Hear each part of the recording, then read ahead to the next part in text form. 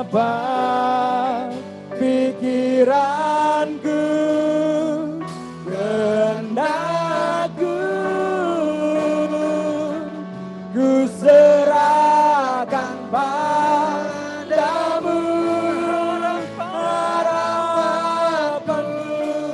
hanya di dalam-Mu, ku kan teguh bersama-Mu Tuhan. Jadikanku bejana-Mu untuk kemuliaan. Lebih sungguh lagi kita katakan, mengiring-Mu Tuhan. Seumur hidupku masuk dalam rencana-Mu Bapa, pikiranku, kehendakku, ku serahkan padamu. Harapanku hanya di dalam-Mu, ku kan teguh bersama-Mu Tuhan. Jadikanku bejana-Mu untuk kemuliaan-Mu, untuk kemuliaan-Mu, untuk kemuliaan-Mu, untuk kemuliaan-Mu. Mari kita berdoa. Sebagaimana pujian yang kami naikkan ya Tuhan, mengiring-Mu seumur hidup kami, masuk dalam seluruh rencana-Mu, dan pikiran kami, kehendak kami mau serahkan itu semua kepadamu. Inilah kami ya Tuhan, pribadi-pribadi yang berseru, memuji menyembah Tuhan, dan mengikrarkan kerinduan janji kami, bahwa harapan kami hanya ada di dalam-Mu. Jadikanlah kami bejana-Mu ya Tuhan, isilah bejana-bejana ini dengan firman-Mu, dan biarlah firman itulah yang terus mengalir di dalam kehidupan kami, menghasilkan buah-buah kebenaran. Dan Tuhan, mampukanlah kami bukan hanya menjadi pendengar firman, tetapi melakukan firman Tuhan, mengerti kehendak Bapa dan hidup di dalamnya. Berkati kami semua ya Tuhan, kami siap mendengarkan. Berkati hamba-Mu yang terbatas, Tuhan urapi tutur kata hamba, pikiran hamba, sembunyikan hamba di balik kaki salib Tuhan. Biarlah nama Tuhan yang dimuliakan, nama Tuhan diagungkan, dan hamba tidak mencuri kemuliaan Tuhan. Dalam nama Yesus Kristus kami siap mendengarkan firman-Mu.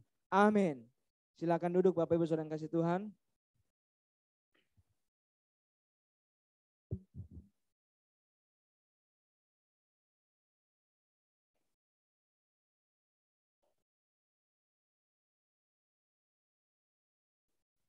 Shalom. Shalom. Kok lemas ya? Sekali lagi ya. Shalom. Baik, puji Tuhan, Bapak Ibu kita boleh dapat berkumpul di tempat ini, di dalam keadaan yang baik, keadaan yang sehat. Dan kita bersyukur untuk pemeliharaan Tuhan, baik Bapak Ibu Saudara yang ada di tempat ini, maupun Bapak Ibu yang ada di ruang Zoom. Kami bersyukur, kita bersyukur untuk kebaikan yang Tuhan berikan di dalam kehidupan kita. Mari saudara kita akan belajar dari Alkitab. Kita buka di dalam Kisah Para Rasul pasalnya yang ke-6. Kisah Para Rasul pasalnya yang ke-6, ayatnya yang ke-8 sampai dengan pasal 8 ayat 1. Tetapi kita tidak akan baca semua. Ya, kita tidak akan baca semua. Kita akan membaca bagian firman Tuhan ini. Yang pertama di dalam ayat yang ke-8 sampai dengan ayatnya yang ke-15. Kemudian kita akan sambung di dalam ayatnya yang ke-51 sampai dengan pasal 8 ayat yang pertama. Kisah Para Rasul pasalnya yang ke-6 ayatnya ke-8 sampai dengan ayatnya yang ke-15. Kemudian Pasal 7 ayatnya 51 sampai dengan pasal yang ke-8 ayatnya ayat yang 1a. Jika Bapak Ibu sudah mendapatkannya, kita akan membacanya berganti-gantian. Saya akan membacanya ayat 8, saudara ayat 9, demikian selanjutnya kita akan membacanya berganti-gantian. Saya akan mulai dengan ayatnya yang ke-8. Dan Stefanus yang penuh dengan karunia dan kuasa mengadakan mujizat-mujizat dan tanda-tanda di antara orang banyak.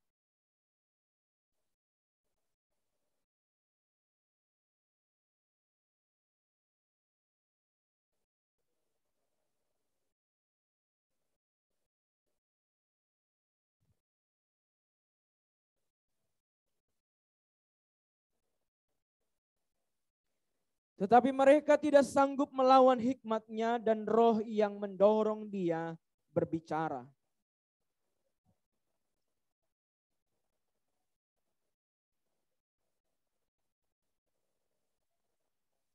Dengan jalan demikian mereka mengadakan suatu gerakan di antara orang banyak serta tua-tua dan ahli-ahli Taurat. Mereka menyegrap Pak Stefanus, menyeretnya dan membawanya ke hadapan mahkamah agama.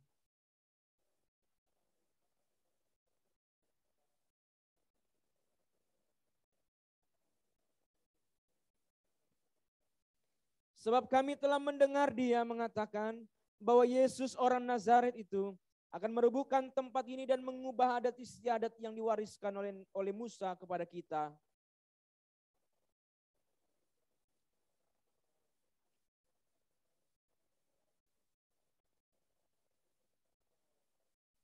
Pasal 7 ayat 51.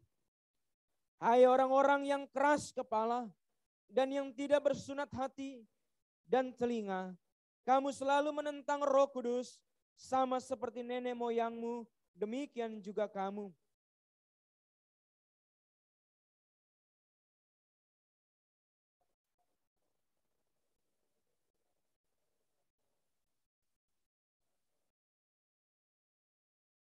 Kamu telah menerima hukum Taurat yang disampaikan oleh malaikat-malaikat, akan tetapi kamu tidak menurutinya. Ayat 54.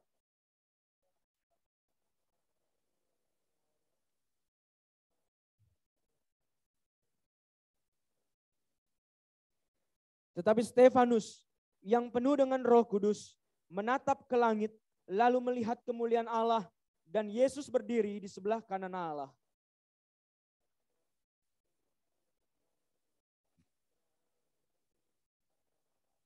Mereka berteriak-teriak, maka berteriak-teriaklah mereka dan sambil menutup telinga serentak menyerbu dia.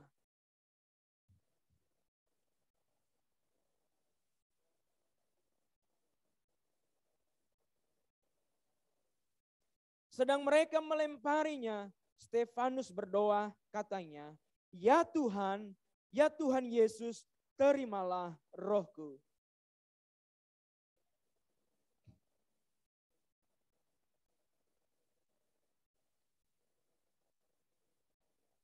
Saulus juga setuju bahwa Stefanus mati dibunuh. Demikian jauh pembacaan firman Tuhan, berbahagialah orang yang merenungkannya dan melakukan di dalam kehidupan hari lepas hari. Saudara yang kasih Tuhan, hari ini kita ingin merenungkan di dalam bagian firman Tuhan ini, di dalam tema atau topik yaitu keberanian pelayan Kristus. Keberanian pelayan Kristus. Saudara, pada abad yang kedua, ada seorang bernama Quintus Septianus Florens Tertullianus. Pasti saudara pernah mendengar nama tersebut. Ya, itu neneknya siapa itu ya? Kakeknya siapa itu? Saudara, abad yang kedua, seorang tokoh bapak gereja yang terkenal yaitu Tertullianus. Ia menuliskan kalimat di dalam bahasa Latinnya dikatakan Sanguis Martyrum Semen Christonorum, yang artinya darah para martir, benih dari pertumbuhan gereja Tuhan atau pertumbuhan dari orang-orang Kristen. Itu abad yang kedua. Saudara, Tertullianus mulai menghasilkan tulisan-tulisan tentang kekristenan dalam jumlah yang besar. Ia menuliskan pada abad yang kedua itu di dalam karya yang meliputi bidang-bidang apologetika, dogmatika, dan moralitas. Ada begitu banyak karya sastra ini di dalam bahasa Latin yang masih ada sampai sekarang. Dua karya yang awalnya paling menonjol yang sampai hari ini dikenal, yaitu di dalam bahasa Latin Et Nation. Sebuah esai dari Tertullianus tentang keadilan, ketidakadilan, bagaimana penganiayaan Romawi terhadap orang Kristen mula-mula. Tertullianus pada saat itu, ia menyoroti bagaimana penderitaan demi penderitaan yang dialami oleh murid-murid Kristus, yang dialami oleh orang-orang percaya. Tertullianus tidak berhenti menyerukan ketidakadilan di tengah-tengah kekaisaran Romawi. Saudara, keberanian orang-orang percaya dalam mengikut Tuhan Yesus memberikan kita sebuah konfirmasi akan iman percaya kepadanya. Gereja mula-mula adalah sejarah hidup bagaimana penderitaan yang dialami tidak membuat mereka mundur dari iman percaya mereka. Lukas mengatakan kisah tentang Stefanus yang penuh dengan iman dan Roh Kudus. Stefanus adalah seorang dari antara sekian banyak orang Yahudi yang berbahasa Yunani atau orang-orang Helenis yang dipilih untuk melayani meja atau menjadi seorang diaken. Saudara, siapa Stefanus? Tentu Stefanus yang ini kita juga harus mengenal. Saudara, Stefanus, ia lahir pada tahun 5 Masehi dan ia menjadi martir pada tahun 34 Masehi. Nama Yunaninya adalah Stefanos. Stefanos yang memiliki arti mahkota kemenangan dan tanda jasa. Nama yang begitu sangat indah. Lukas mencatatkan bahwa Stefanus memiliki semangat melayani yang dahsyat, yang luar biasa. Kisah pelayanannya sungguh luar biasa karena sangat menonjolkan.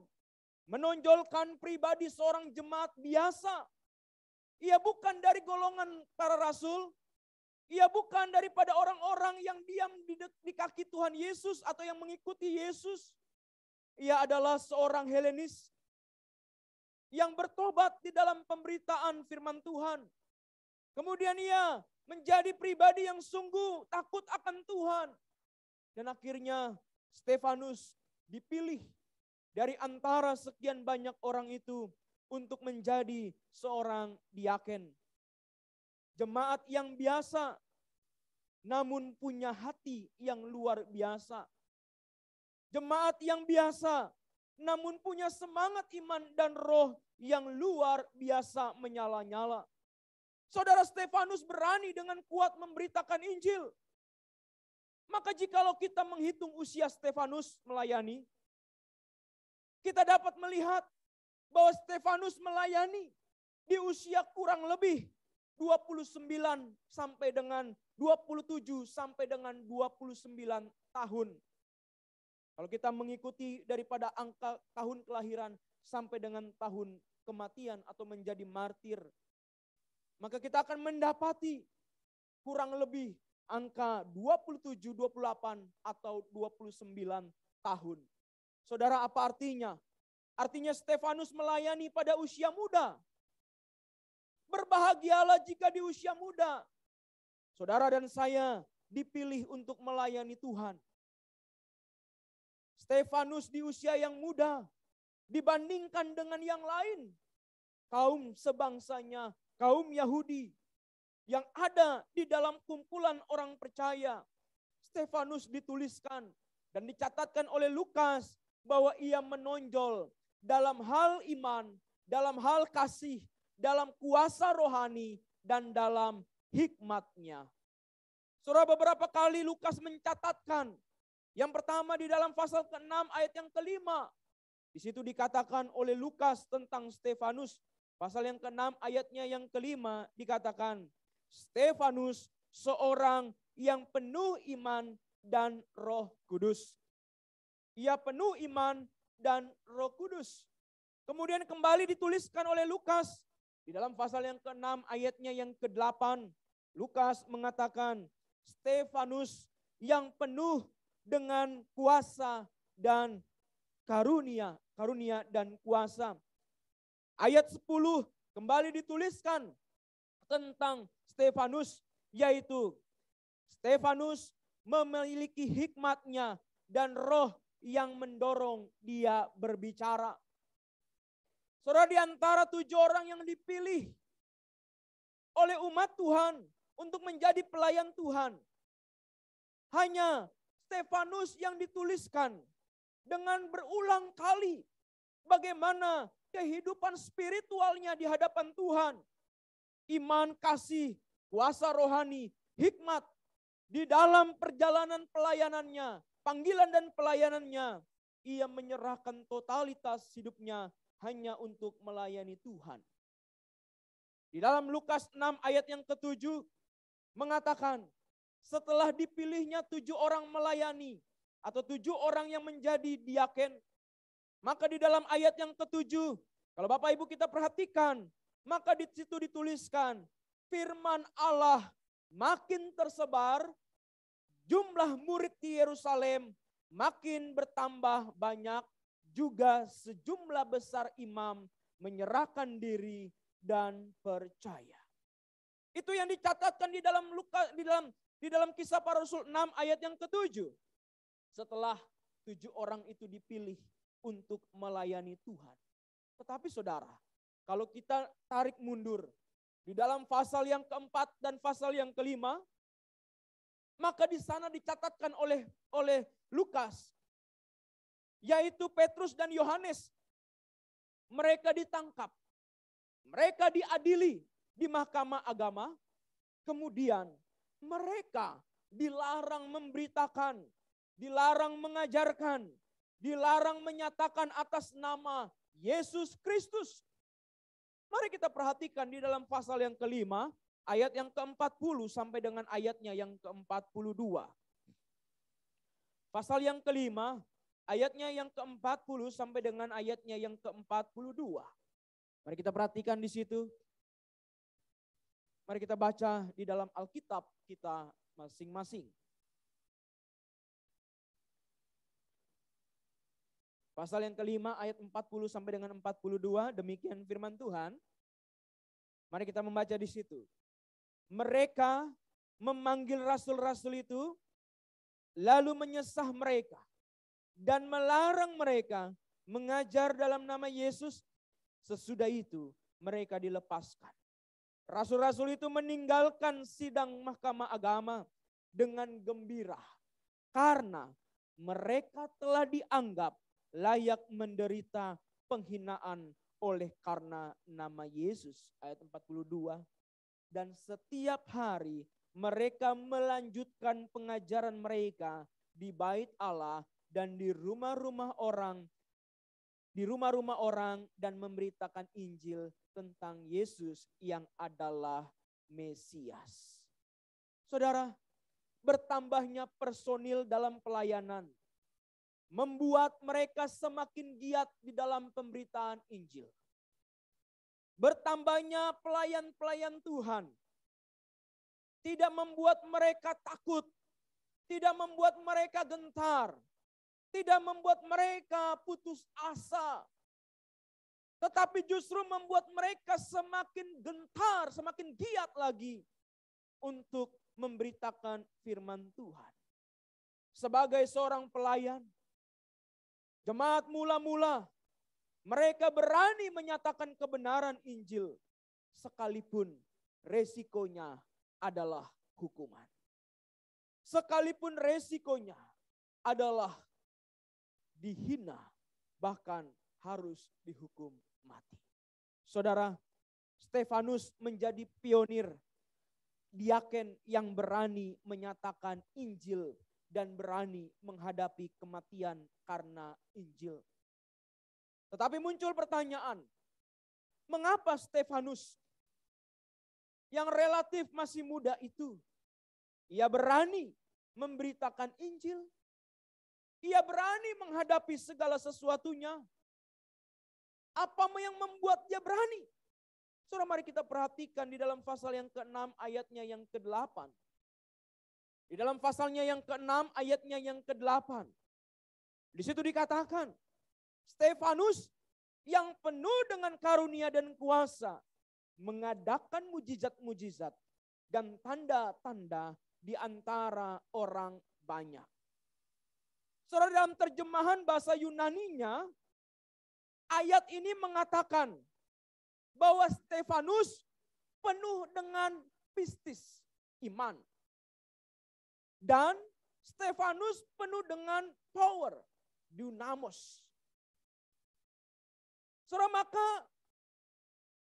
para penafsir mengatakan, salah satunya adalah Albert Barnes, dia mengatakan dalam komentarinya bahwa Stefanus itu penuh dengan iman. Dia penuh dengan keyakinan kepada Tuhan. Ia terus-menerus mempercayai akan janji Tuhan di dalam kehidupannya. Saudara, inilah dasarnya mengapa Stefanus menjadi seorang pelayan yang berani. Oleh karena di dalam kehidupannya, tak kala ia menerima Yesus sebagai juru selamat, ia terus-menerus hidup memenuhi bejana rohaninya dengan belajar akan kebenaran-kebenaran ilahi. Dengan belajar tentang apa yang Kristus Yesus lakukan. Apa yang membuat dosa itu diampuni. Stefanus belajar dan terus belajar. Sehingga di dalam pembelajaran itu, Stefanus memiliki sebuah keyakinan. Ia memiliki keyakinan yang ditaruhkan kepada Tuhan. Ia mengalami sebuah transformasi. Di mana di dalamnya Stefanus terus-menerus percaya akan kuasa dan janji Allah. Saudara, kata terus-menerus percaya, ini menjadi penekanan yang penting untuk kita mengerti. Oleh karena ketika kita hanya berkata percaya, tetapi tidak berkelanjutan, maka bisa jadi percaya itu bisa tergerus oleh duri-duri yang ada, yang tumbuh bersama di sekitar kita. Apa yang Alkitab katakan tentang perumpamaan tentang benih yang ditaburkan. Ada jenis tanah, tanah yang berbatu, tanah yang berduri, tanah yang subur. Di dalam tanah yang berduri itu, di dalam tanah yang berbatu itu, benih itu tumbuh, tetapi tidak kuat. Oleh karena begitu sangat kuatnya tekanan itu, sehingga membuat benih itu mati dan tidak bertumbuh. Tetapi tempat di mana benih itu ditabur, yaitu tanah yang subur, maka benih itu mengalami pertumbuhan. Oleh karena tanah itu disirami dan dipupuki, dan tanah itu tanah yang gembur sehingga menghasilkan tanaman yang baik. Saudara, terus-menerus percaya akan janji dan kuasa Allah. Inilah yang membuat Stefanus, ia berdiri sebagai seorang pelayan Tuhan yang memiliki dedikasi, yang memiliki kesetiaan, yang memiliki paradigma yang berbeda dari antara banyak jemaat-jemaat yang melayani pada saat itu. Saudara, tentu bukan berarti 7 orang lainnya itu tidak baik. Tetapi ketika Lukas mencatatkan tentang Stefanus, Maka Lukas menekankan bahwa Allah memberikan berkat dan kuasa sehingga Stefanus dipakai Tuhan mengadakan keajaiban dan hal-hal yang luar biasa di antara masyarakat. LAI menggunakan, diterjemahkan di dalam LAI, yaitu di antara, tanda-tanda di antara orang banyak. Dalam terjemahan dari bahasa Yunani dikatakan di antara masyarakat pada saat itu. Saudara, apa artinya? Di sini kita dapat belajar bahwa ketika kita percaya kepada Tuhan, ketika kita meletakkan totalitas kehidupan kita di hadapan Tuhan, maka keberanian itu bukan karena siapa kita, tetapi karena siapa Tuhan yang menguasai seluruh aspek kehidupan kita.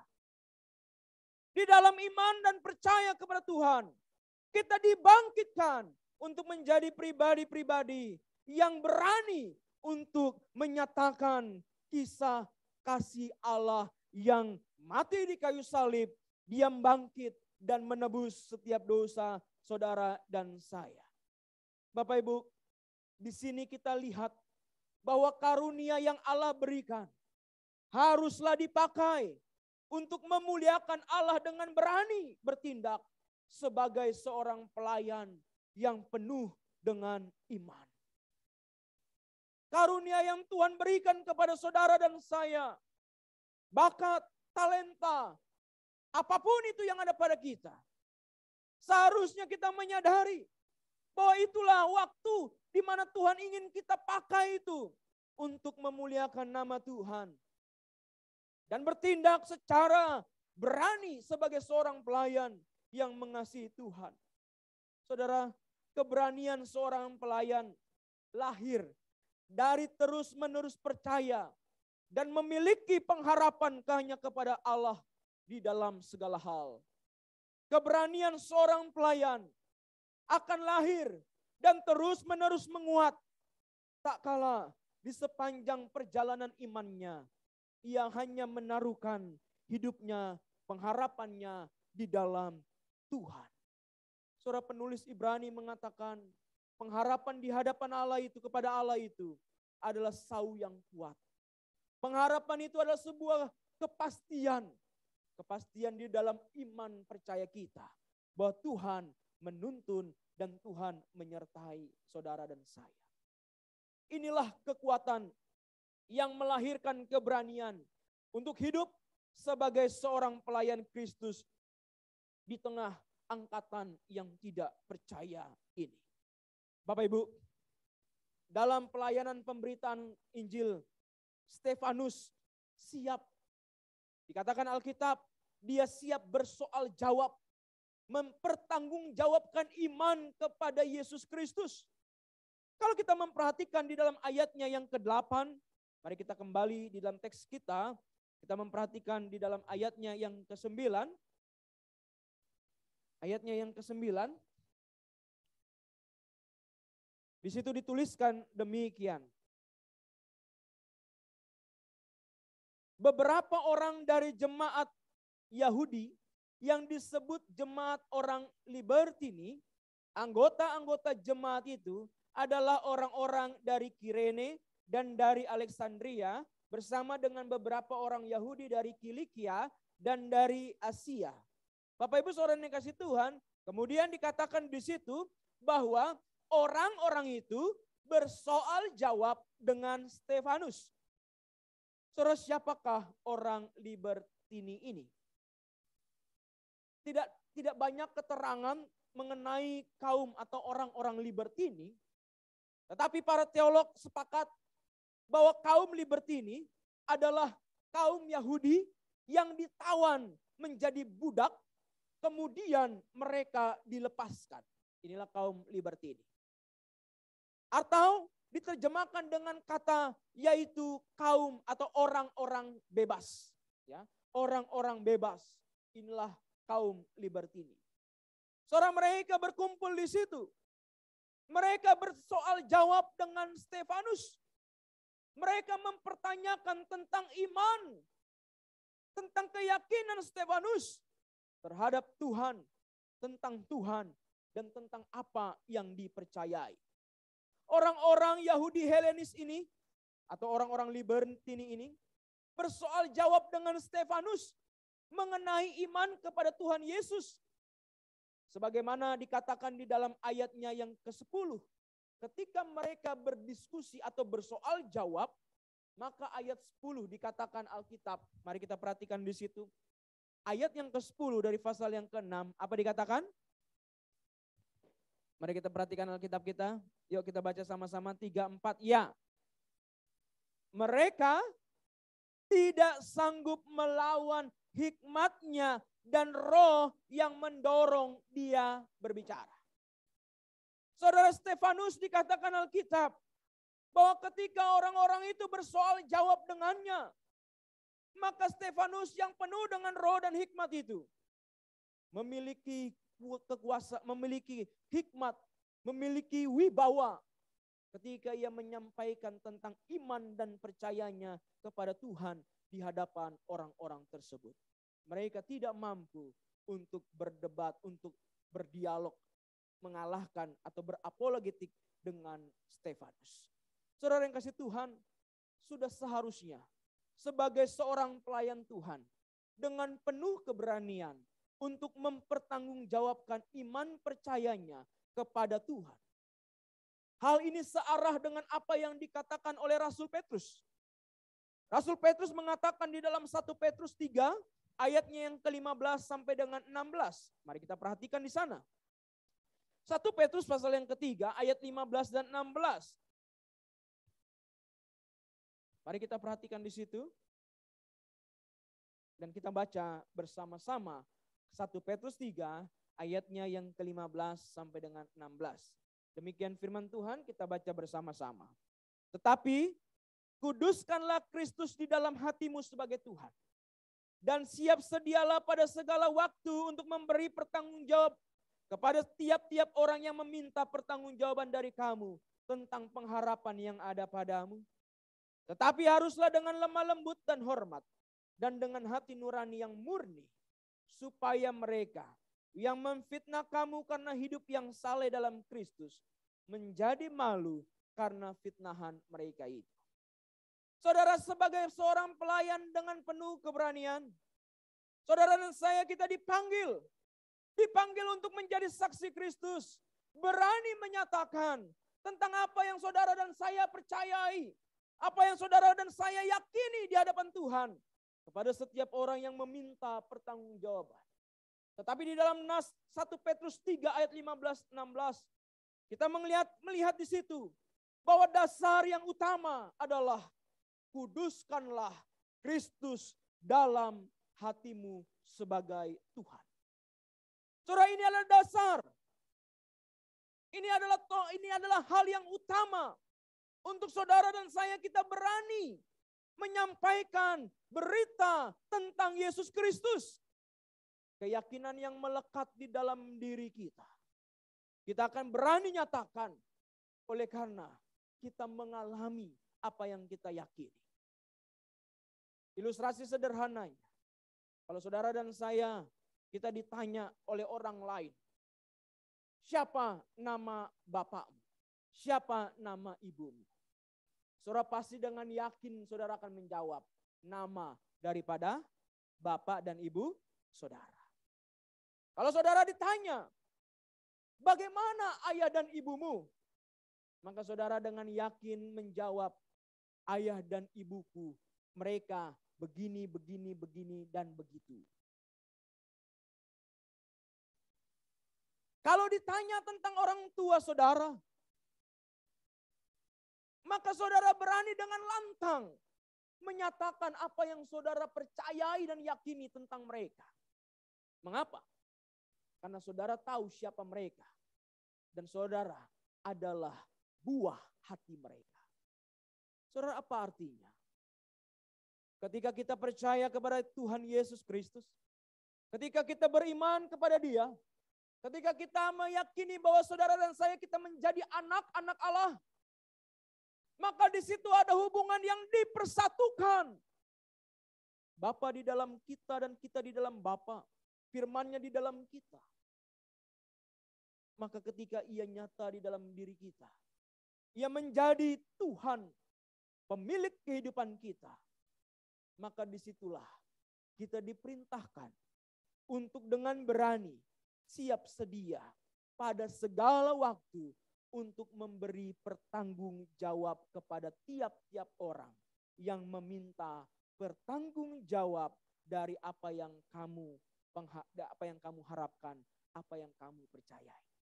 Bapak Ibu Saudara yang kasih Tuhan, berapa banyak kita yang pernah ditanya tentang apa pengharapan kita, apa yang kita yakini. Apakah kita pernah ditanya oleh orang-orang di sekitar kita, orang-orang Jepang, orang-orang Indonesia, ataupun orang-orang dari negara manapun. Ketika mereka bertanya, baik itu dengan nada yang baik, ataupun dengan nada yang sinis. Saudara, apakah jawaban saudara?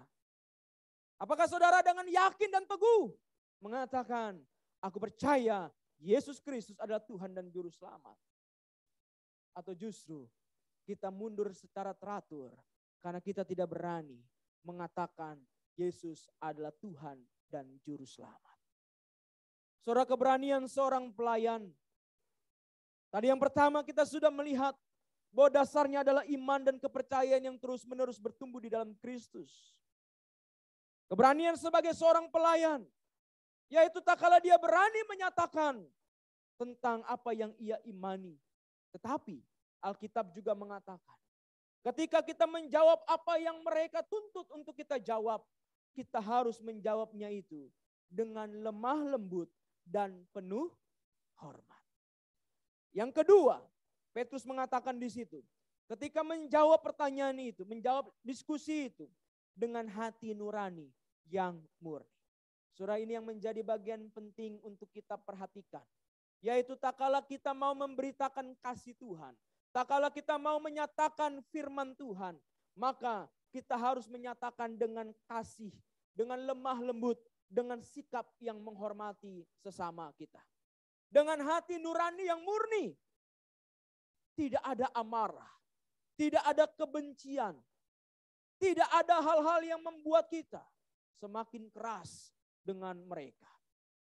Semakin kita berbuat dengan arogan. Bapak Ibu Saudara yang kasih Tuhan, Petrus mengatakan supaya mereka yang memfitnah kamu karena hidupmu yang saleh dalam Kristus menjadi malu karena fitnahan mereka itu. Saudara yang kasih Tuhan, Stefanus memberikan jawaban dengan lembut namun tegas. Stefanus memberikan jawaban bukan soal kita sudah paham yang benar, paham seluruhnya. Namun apakah kita yakin akan apa yang kita percayai? Keyakinan akan apa yang dipercayai memberikan keberanian untuk menyatakan dengan tegas, menyatakan dengan lugas dan penuh keyakinan bahwa Yesus adalah Tuhan dan Juru Selamat. Kita harus lebih taat kepada Allah daripada kepada manusia. Bapak Ibu Saudara yang kasih Tuhan, mari kita dengan sikap penuh hormat, penuh kegentaran takut akan Tuhan. Menyiapkan hati kita, menyiapkan pikiran kita, menyiapkan seluruh aspek hidup kita untuk memberikan jawaban, pertanggungjawaban kepada setiap orang yang ingin bertanya kepada kita dan ingin tahu apa yang kita percayai. Bapak Ibu Saudara yang kasih Tuhan, suatu ketika pada saat itu saya diajak oleh teman saya. Saya tidak tahu kemana saya diajak. Teman saya itu cuma mengajak saya begini, Kak, ayo ikut saya. Kemana saya bilang? Ikut saja, kita mau diskusi. Saudara, saya pikir diskusi apa? Ternyata saya diajak ke satu rumah di daerah Malang, di daerah Batu. Kemudian masuk ke situ, kami berkenalan. Dan ketika berkenalan Bapak Ibu, betapa kagetnya saya di sana bahwa mereka yang ada di sana adalah orang-orang yang ex daripada Kristen atau Katolik. Mereka menjadi Muslim, kemudian mereka menjadi orang-orang yang bukan Muslim yang fanatik tetapi Muslim yang terbuka, dan mereka memiliki cara untuk menarik orang-orang yang Kristen itu atau orang-orang yang agama lain untuk datang ke rumah itu dan berdiskusi dengan mereka. Saudara yang kasih Tuhan, ketika saya masuk di situ dan mulai diskusi, saya tengok ke teman saya. Kau membawa saya ke dalam pencobaan ini namanya. Tetapi saudara, ketika sudah di dalam situ, saya hanya berkata kepada Tuhan di dalam doa, Tuhan berikanlah hikmat untuk menjawab apa yang mereka tanyakan dengan kami. Bapak Ibu saudara yang kasih Tuhan, dan kemudian Tuhan memberikan hikmat, Tuhan memberikan keberanian untuk bersoal jawab dengan mereka. Setelah selesai itu, bersalaman, kemudian baru mereka bilang, kami adalah kaum-kaum intelektual daripada muslim kelompok tertentu. Bapak Ibu saudara kasih Tuhan, di dalam perjalanan kita, mari kita berani untuk menyatakan tentang Yesus Kristus. Sekalipun menghadapi fitnahan, sekalipun Stefanus dia difitnah dengan tuduhan menghujat nama Allah. Sebagaimana yang ada di dalam pasal ke-6 ayat 9 sampai dengan 14. Bapak Ibu, Stefanus diperhadapkan dengan segerombolan orang yang menfitnah. Namun ketika orang-orang itu memfitnahnya, Stefanus dengan tenang dan penuh dengan keberanian menghadapi fitnahan tersebut. Di hadapan mahkamah agama, dikatakan dalam ayatnya yang ke-15 pasal yang ke-6. Mari kita perhatikan di situ. Di dalam pasal yang ke-6 ayat 15. Di situ dikatakan, semua orang yang duduk dalam sidang mahkamah agama itu menatap Stefanus. Lalu mereka melihat muka Stefanus sama seperti muka seorang malaikat.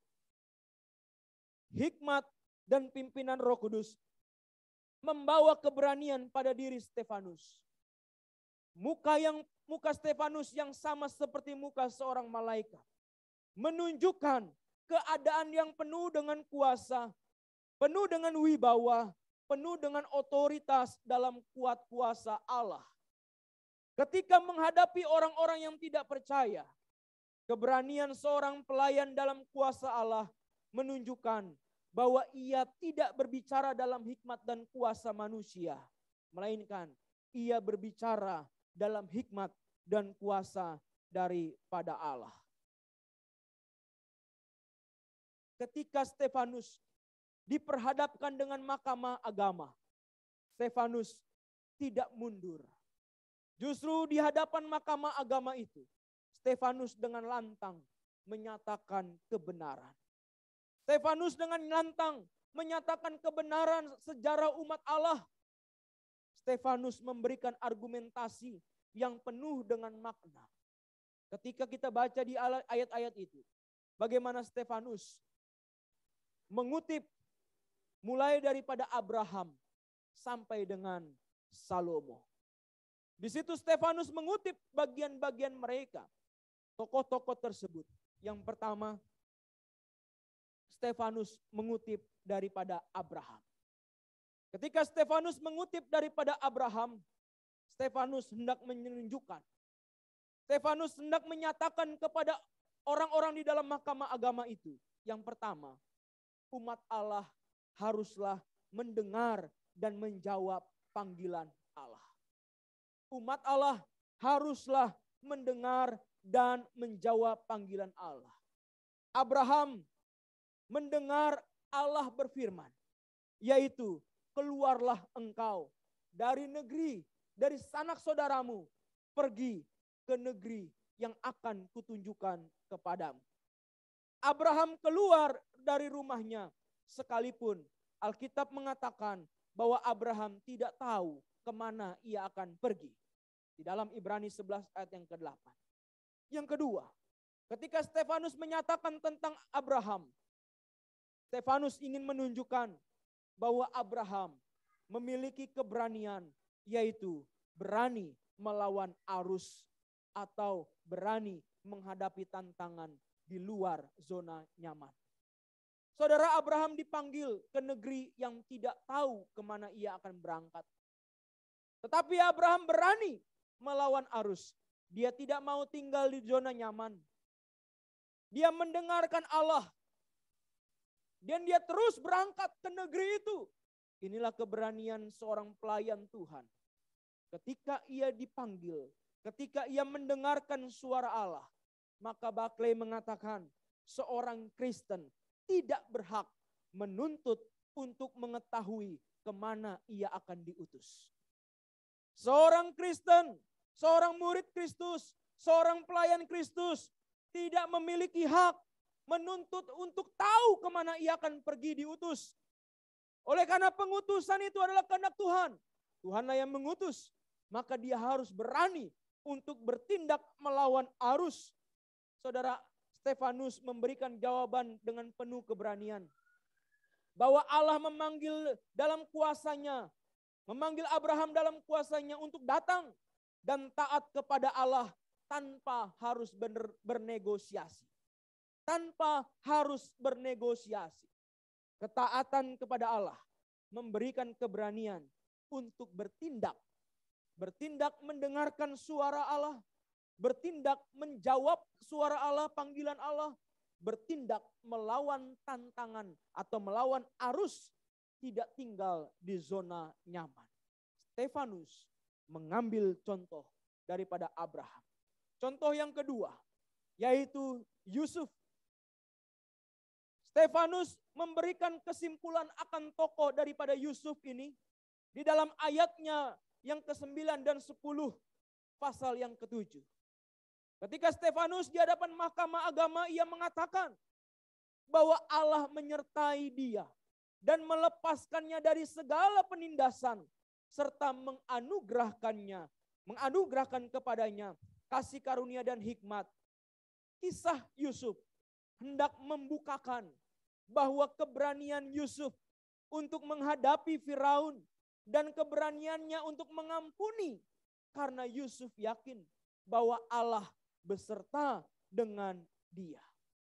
Yusuf mengampuni saudara-saudaranya yang membuangnya, mengampuni saudara-saudaranya yang menjualnya, bahkan memfitnahnya di hadapan bapaknya bahwa ia telah mati. Saudara-saudaranya bertindak jahat. Tetapi saudara, ketika kita membaca di dalam Kejadian 50 ayat yang ke-20. Mari kita perhatikan di situ. Kejadian 50 ayat yang ke-20. Mari kita perhatikan dan kita baca bersama-sama. Boleh tolong ditampilkan supaya lebih cepat. Di dalam Kejadian pasal 50 ayat yang ke-20. Mari kita baca bersama-sama. 3-4 ya. Memang kamu telah mereka-rekakan yang jahat terhadap aku. Tetapi Allah telah mereka-rekakannya untuk kebaikan. Dengan maksud melakukan seperti yang terjadi sekarang ini. Yakni memelihara hidup suatu bangsa yang besar. Bapak Ibu, Stefanus menyatakan bahwa diselamatkan adalah anugerah dan mengampuni adalah dampak daripada anugerah. Orang-orang Yahudi sadar akan kisah Yusuf. Namun mereka tidak hidup sebagaimana Yusuf yang takut akan Allah. Mereka lebih suka untuk menonjolkan diri. Mereka lebih suka menyiksa orang-orang percaya pada saat itu. Mereka lebih suka untuk berdiri sebagai seorang yang eksklusif. Mereka merasa bahwa mereka lah yang paling utama.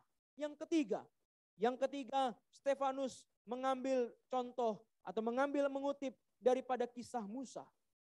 Di dalam penjelasan tentang Musa, Stefanus hendak menunjukkan bahwa Musa adalah pemimpin umat Allah yang taat kepada Allah serta berani meninggalkan segala kenyamanan untuk melayani Allah.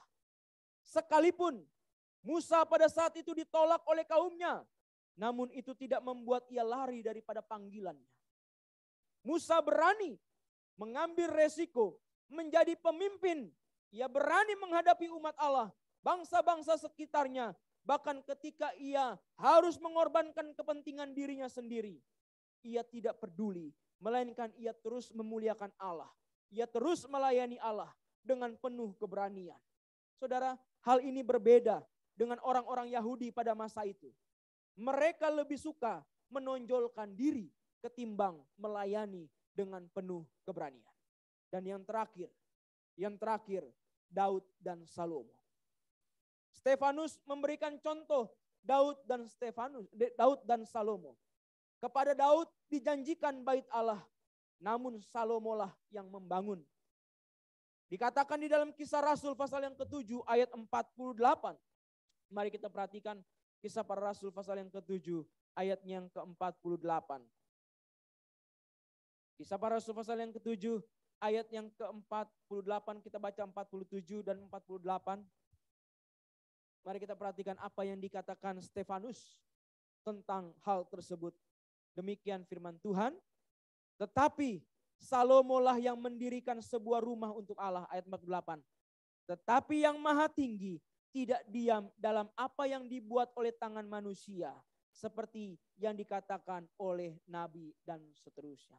Saudara, Stefanus dengan lantang menyatakan Allah yang maha tinggi itu tidak diam di dalam apa yang dibuat oleh tangan manusia. Allah yang maha tinggi itu, dia diam di dalam apa yang ia ciptakan, yaitu diri orang percaya. Saudara, Stefanus dengan berani menjelaskan tentang tokoh-tokoh tersebut. Di mana tokoh-tokoh yang dijelaskan oleh Stefanus mengarahkan kepada kesimpulan, yaitu keadaan orang-orang Yahudi yang penuh dengan kepalsuan. Stefanus menjelaskan dengan sangat keras, namun penuh dengan kebenaran. Orang-orang Yahudi adalah umat yang telah mengecap kebaikan Tuhan, namun tidak mau mensyukuri rahmat-Nya. Mereka lebih suka menonjolkan diri daripada merendahkan diri di hadapan Allah. Mereka tidak sadar akan tabernakel atau akan kehadiran Allah yang telah nyata dalam Yesus Kristus. Bukan karena mereka tidak tahu, namun karena kekerasan hati yang membuat mereka menolak akan kebenaran itu. Saudara, keberanian seorang pelayan Kristus adalah berani menyatakan kebenaran sesuai dengan prinsip kebenaran firman Tuhan. Apa yang Stefanus nyatakan tidak lari dari apa yang dinyatakan oleh firman Tuhan. Keberanian Stefanus, dia berani menyatakan kebenaran sesuai dengan prinsip-prinsip apa yang disampaikan firman Allah. Apa hasilnya? Hasil daripada apa yang Stefanus nyatakan. Keberanian Stefanus semakin kuat ketika Mahkamah Agama menghukumnya. Ketika Mahkamah Agama menghukumnya dengan hukuman rajam batu sampai tewas, Stefanus tidak mundur. Stefanus tidak lari. Stefanus ketika dia menanti penderitaan, Alkitab mengatakan, Stefanus ketika ia menanti penderitaan, maka di dalam ayat yang ke-55 dari pasal yang ke-7 dikatakan, tetapi Stefanus yang penuh dengan Roh Kudus menatap ke langit, lalu ia melihat kemuliaan Allah dan Yesus berdiri di sebelah kanan Allah. Saudara, ketika Stefanus harus menghadapi penderitaan, penghiburan dari Allah membawa Stefanus tetap bertahan dalam iman kepada Allah. Hal ini sebagaimana yang kita baca dalam nas pembimbing kita tadi. Di dalam Lukas 21, 12 sampai dengan 15. Ketika Yesus berkata bahwa kamu akan diserahkan, kamu akan diadili. Tetapi kamu tidak usah memikirkan apa yang menjadi pembelaan. Karena Allah Bapa akan memberikan hikmat itu untuk kamu menjawab setiap tuduhan-tuduhan itu. Bapak Ibu Saudara yang kasih Tuhan, inilah keberanian kita. Keberanian karena Tuhan menyertai kita. Karena Tuhan menghiburkan kita. Tak kala kita dikucilkan, tak kala kita dianiaya, tak kala kita menderita karena lebih mementingkan firman Tuhan. Saudara, apa yang ada pada kita hari ini? Mungkin kita bergumul oleh karena apa? Oleh karena kita dilarang gereja. Oleh karena kita dilarang untuk pergi jauh, pergi ke gereja. Saudara, bagaimana keberanian kita itu? Seharusnya bangkit, menyatakan bahwa aku adalah milik Kristus. Saya adalah orang percaya. Maka sudah seharusnya saya pergi ke gereja untuk beribadah kepada Tuhan. Bapak Ibu, di tengah-tengah siksaan rajaman batu, Stefanus dengan penuh keberanian menyerahkan hidupnya kepada Tuhan dan berkata. Stefanus berkata di dalam ayatnya yang ke-59.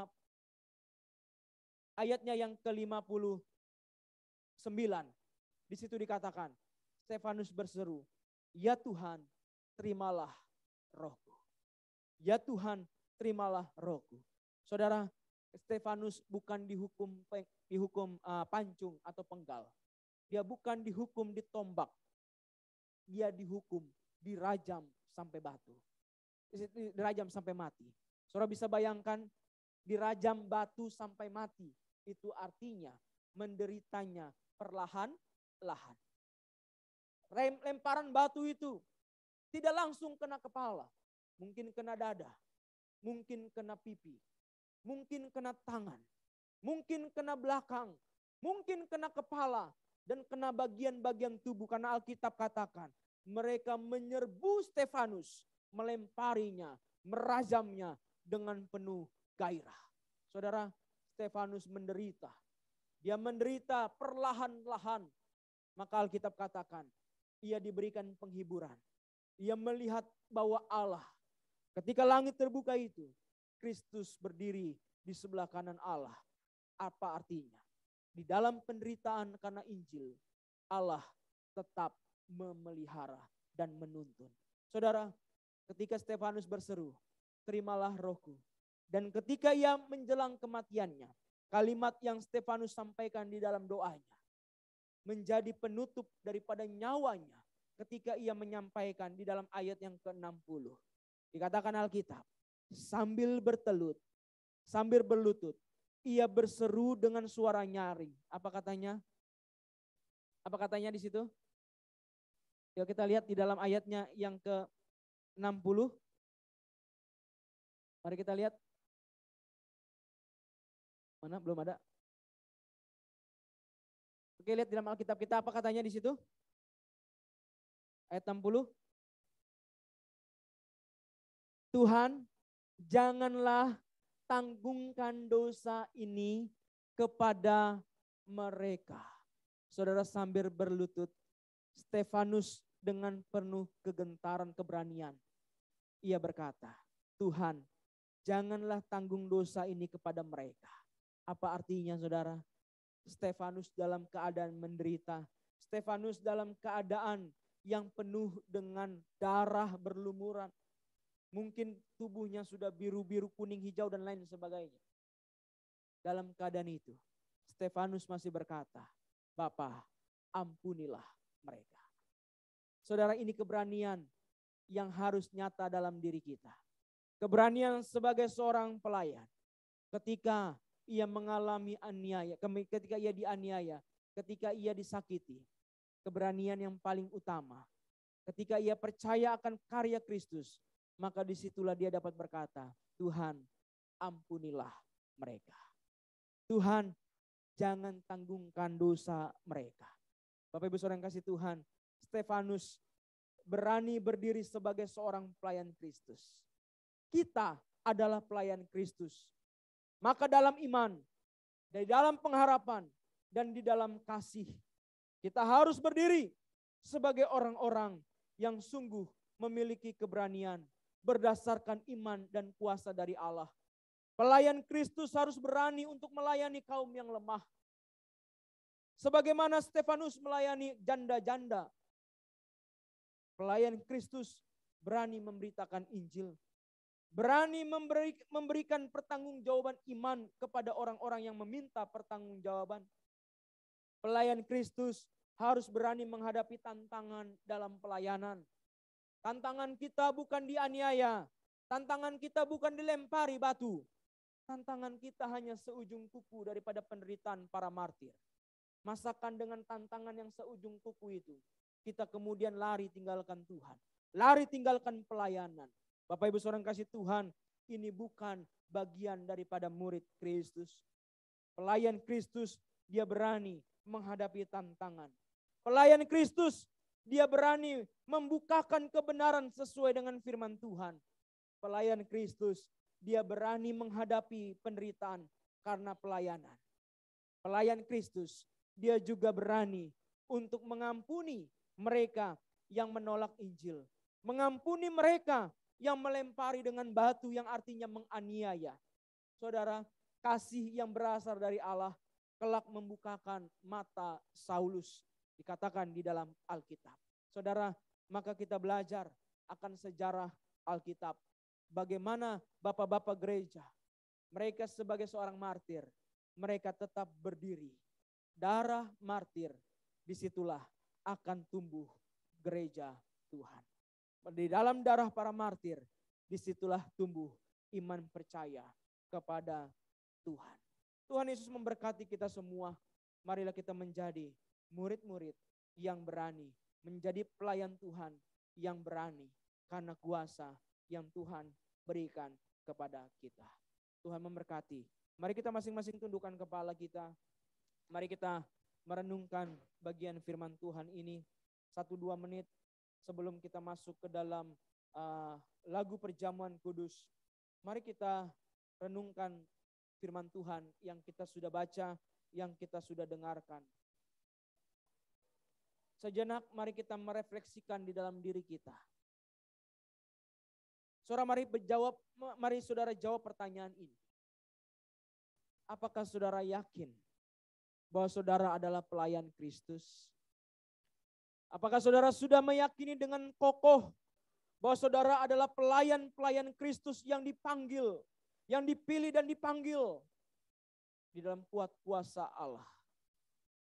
Yang kedua, apakah di dalam keyakinan saudara sebagai orang percaya, sebagai pelayan Kristus, saudara memiliki keberanian untuk berani menyatakan firman Tuhan di dalam diri saudara dan kepada setiap orang yang Tuhan percayakan?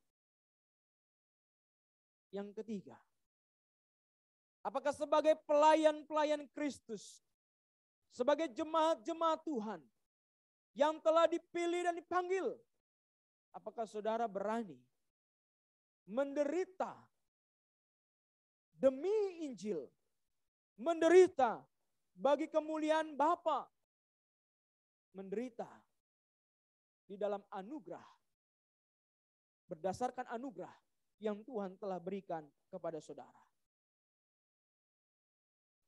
Yang keempat, sebagai pelayan-pelayan Kristus, apakah saudara sungguh meyakini, berani menghadapi tantangan di dalam pelayanan, berani menghadapi tantangan di dalam setiap aspek kehidupan, dengan mengambil segala resiko?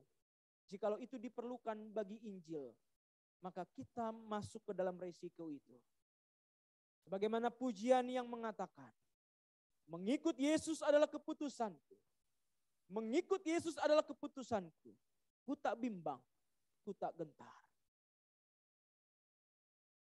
Mata kita mengarahkan kepada salib Kristus. Dunia kita tinggalkan. Disitulah kita terus berani hidup sebagai pelayan Tuhan. Saudara, mari jawab pertanyaan-pertanyaan itu sebagai suatu refleksi di dalam hidup saudara. Sebagai suatu perenungan di dalam kehidupan. Sebagai orang-orang yang dipanggil untuk melayani Tuhan. Mari kita datang kepada Tuhan dengan hati yang terbuka. Kita menikmati perjamuan kudus yang nanti akan kita terima. Yang mengingatkan kita akan tubuh dan darahnya. Darah Yesus mengalir. Tubuhnya tercabik-cabik. Ia menderita demi manusia yang dikasihinya. Ia hendak membawa saudara dan saya menjadi pelayan-pelayan yang berani menghampiri tahta Allah yang kudus. Mari kita giat lagi melayani Tuhan. Mari kita giat lagi melayani dengan beribadah. Dengan melakukan tugas tanggung jawab kita. Baik itu di dalam gereja maupun di luar. Yaitu di dalam kehidupan keluarga, kehidupan pekerjaan, kehidupan kita lain sebagainya. Bapa di sorga, Engkau telah melihat setiap pribadi-pribadi yang ada di tempat ini. Hamba-Mu telah selesai menyampaikan renungan melalui firman Tuhan. Ya Tuhan, Engkau lihat setiap pribadi-pribadi kami. Kami yang lemah, kami yang terbatas. Dalam kelemahan dan keterbatasan kami, Engkau telah memanggil kami menjadi pribadi-pribadi sebagai seorang pelayan Tuhan. Ya Tuhan, pakailah kami. Ketika Engkau memakai kami, maka siapkanlah kami